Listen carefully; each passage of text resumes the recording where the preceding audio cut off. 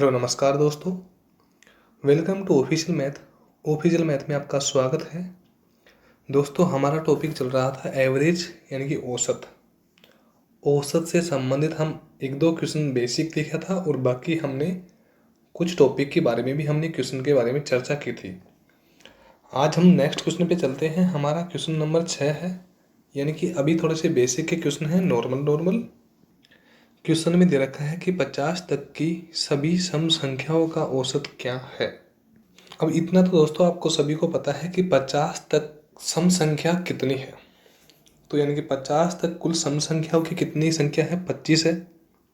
इसमें तो कोई डाउट नहीं है, क्योंकि सम संख्या 2, 4, 6, 8, 10।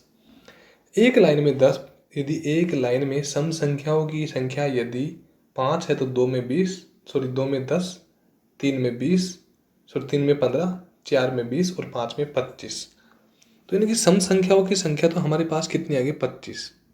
अब हमको आगे क्या निकालना है कि 50 तक की सम संख्याओं का योग निकालना है। तो योग निकालने के लिए ये तो हमारी 50 सम संख्या हो गई। तो यानी कि n कोष्टक n प्लस 1 करेंगे। इसको चाहो तो हम वैसे भी कर सकते हैं, पर ये देखो 25 हमारे ये आ गया।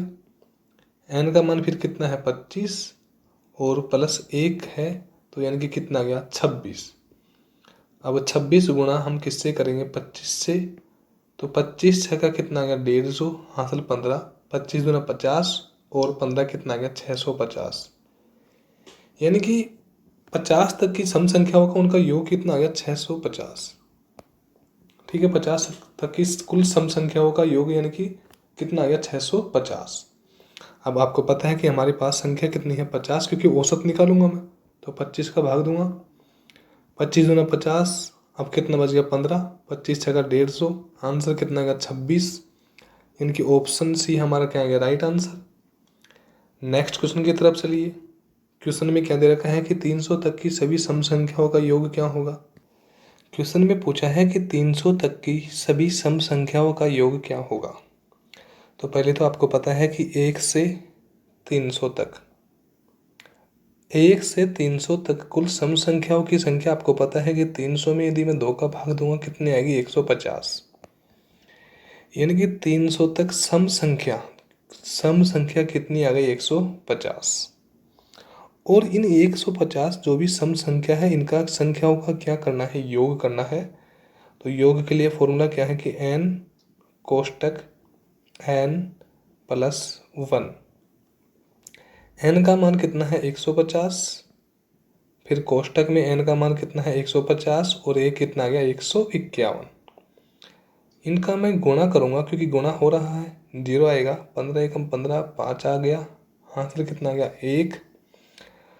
15 5 75 और एक कितना आ गया? 76। हासिल कितना आ गया? 7। 15 एकम 15 और 7 कितना आ गया? 22। यानी कि 1 से 300 तक की सम संख्याओं का योग कितना आएगा? 22,650। यानी कि ऑप्शन बी हमारा क्या होगा? Right answer.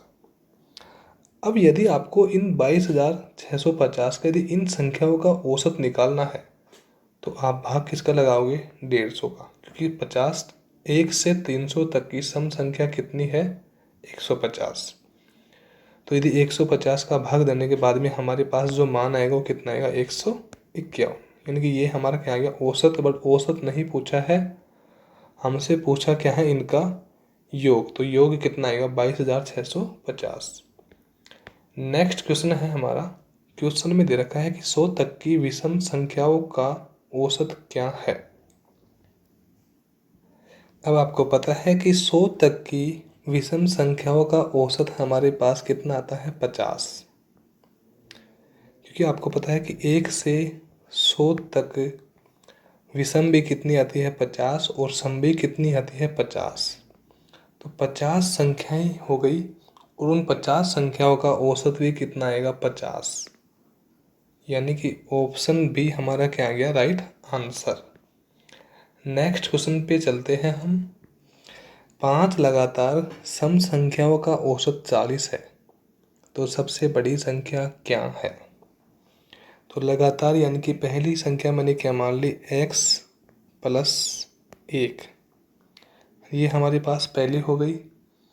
दूसरी कितनी होगी, x प्लस 3 ये मान ली।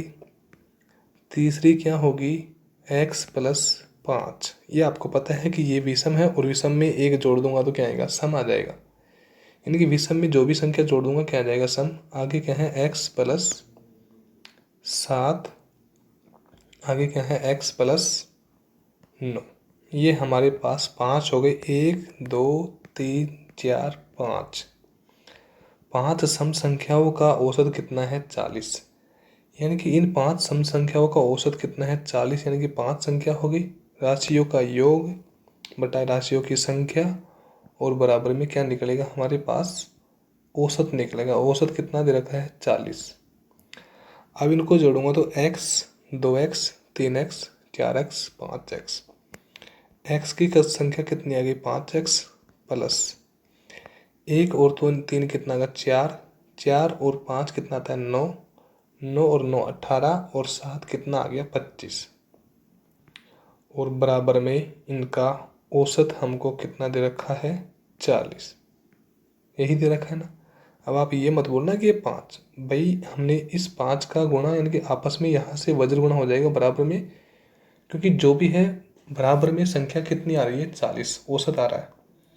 तो 5 का गुणा कर दिया है हमने, तो 5 चौक कितना आ गया, 20। यानी कि 200 आ गई वो टोटल संख्या। 5x की वैल्यू 200 दे रखी है, तो 25 को मैं यहाँ पे इधर लाऊंगा तो क्या होगा, माइनस। और 200 में से यदि 25 को माइनस किया तो 5x बराबर कितना आ गया, 175। 5x बराबर यदि 175 है तो मेरे को वैल्यू किसकी चाहिए, x की। तो बराबर 5 थी 15, 3 बार गया, आगे 2 बच गया, 5 5 25। यानी कि हमारे पास x की वैल्यू कितनी आ गई, 35। तो अब क्वेश्चन में क्या पूछा है, सबसे बड़ी संख्या। आपको पता है कि सबसे बड़ी संख्या तो क्या होगी, x प्लस 9। x की वैल्यू कितनी है, 35। आगे प्लस कितना कर रखा है, 9। 35 और 10 45 होता है, जबकि यहाँ पे 9 है, तो 45 की जगह क्या आ जाएगा हमारे पास, 44। यानी कि ऑप्शन बी हमारा क्या आ गया, राइट आंसर। यानी कि वो सबसे बड़ी संख्या क्या आएगी, 44। यदि आपसे सबसे छोटी संख्या पूछी है तो x की वैल्यू हमारे पास कितनी है, 35। और 1 प्लस होगा तो 35 और 1 कितना आएगा, 36 आएगा हमारे पास। नेक्स्ट क्वेश्चन को देखते हैं हम। क्वेश्चन में दे रखा है कि 11 से 63 के बीच की सम संख्याओं का औसत क्या होगा। आपको पता है कि 11 सम संख्या नहीं है, 11 विषम है। 11 के बाद में क्या आता है, 12। ये क्या आ गई, सम संख्या। और लास्ट में क्या दे रखा है, 63।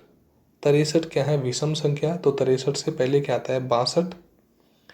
ये भी क्या आ गई, सम संख्या। और इन सम संख्याओं का क्या करना है, औसत निकालना। यानी कि 12 से 62 तक की सम संख्याओं का औसत निकालना है। तो जब हमारे पास पदों का अंतर समान है, यानी कि 12 के बाद में कितना आएगा, 14। उसके बाद में 16, क्योंकि सम संख्या निकालने। उसके बाद में कितना आएगा, 18। उसके बाद में 20। तो औसत निकालने के लिए हम क्या करते हैं, प्रथम पद यानी कि 12 प्लस अंतिम पद यानी कि 62, और बट्टे में क्या करते हैं हम, 2। इनका योग करेंगे, 2 और 2 कितना आ गया, 4। और 6 और 1 कितना आ गया, 7। बटे में कितना है, 2। 2 तिया 6, 1 बच गया, 2 7 14। यानी कि 12 से 62 तक की सम संख्याओं का औसत हमारे पास कितना आया है, ऑप्शन सी यानी कि 37 हमारा क्या हो गया, right answer. Option number C हमारा क्या हो गया, राइट आंसर। थैंक यू दोस्तों, आज की क्लास हमारी यहीं तक है।